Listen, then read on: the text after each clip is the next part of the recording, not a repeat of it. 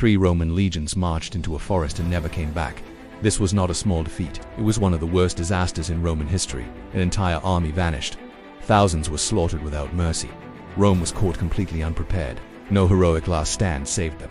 No reinforcements arrived in time. What happened here shocked the ancient world. It forced an empire to change forever. And it all began with one fatal mistake. This is how Rome lost its greatest legion. In the year 09 AD, Rome stood at the height of its power. Its legions dominated Europe. Roads, forts, and cities followed wherever Rome advanced. Germania, a vast territory of dense forests and fierce tribes, was meant to be next. Roman leaders believed the region was already pacified. Local tribes appeared divided and obedient. Taxes were collected. Roman law was enforced. Governors ruled with absolute confidence. Resistance seemed broken, but this calm was deceptive. Beneath the surface of Roman control, a rebellion was taking shape. The Roman forces in Germania were led by Publius Quinctilius Varus. He was a capable administrator, an experienced politician, but he lacked battlefield instinct. He was a bureaucrat in a general's armor. Varus trusted intelligence without verification.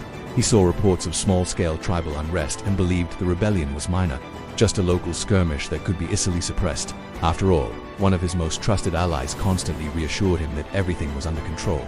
His name was Arminius. Arminius was a prince of the Carusi tribe, but he had spent his youth in Rome as a hostage. He had been granted Roman citizenship and even served as a commander of auxiliary troops in the Roman army. Arminius had served Rome faithfully, or so it seemed. He knew Roman formations, tactics, and discipline inside and out. More importantly, he understood Roman psychology's their arrogance, their reliance on order, and their disdain for what they saw as barbarian disorganization. While playing the part of a loyal subject to Varus, Arminius was secretly forging a powerful alliance. He moved between the tribes, using his knowledge of Rome to convince them that now was the time to strike. He united chieftains who had been enemies for generations, persuading them to set aside their rivalries for a single, devastating blow against the occupiers. And Varus, blinded by his own confidence and his trust in a man he considered a friend, never saw the betrayal coming. In the autumn of 09 AD, Varus decided to move his 3 legions, the 17th, 18th, and 19th, from their summer camp on the Weser River to their winter quarters near the Rhine.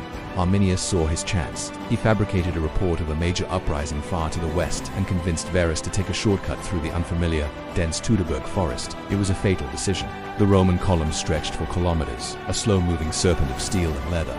It wasn't just soldiers. There were thousands of civilians, families, servants, and a long train of supply wagons.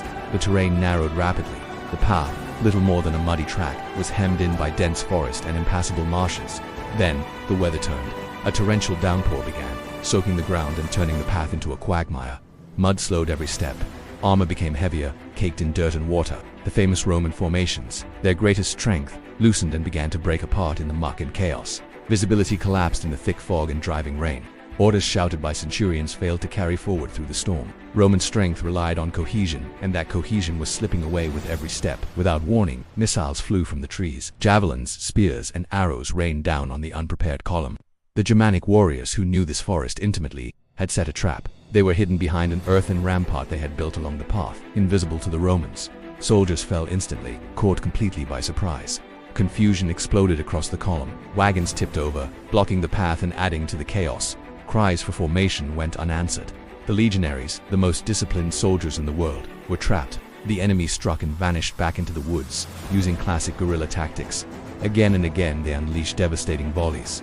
The Romans attempted to regroup, to form a shield wall, but the terrain made it impossible. Each attempt failed as the muddy ground sucked at their feet and the trees broke their lines. The forest, their enemy's greatest ally, absorbed the attackers, making it impossible to fight back effectively.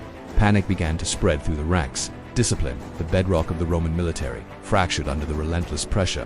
Men started to break, dropping their heavy shields and trying to flee, only to be cut down in the treacherous woods. Stop right here if you want to know how this massacre unfolded into an empire-shaking catastrophe. Part 2 reveals the brutal end and the lessons Rome never forgot. Hit subscribe and stay tuned, this story is just getting started.